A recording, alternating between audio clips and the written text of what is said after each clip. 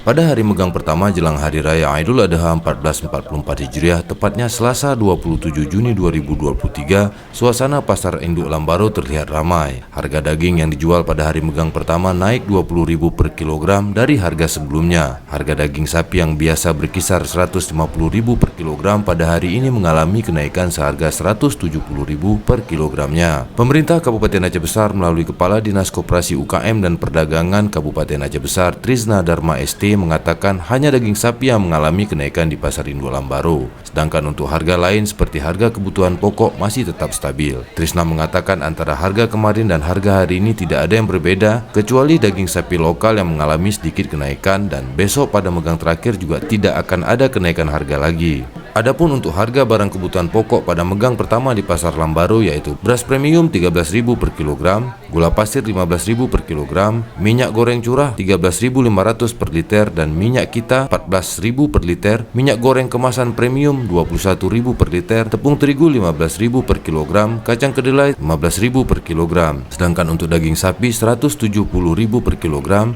daging ayam ras Rp30.000 per kilogram, dan daging ayam kampung Rp68.000 per kilogram.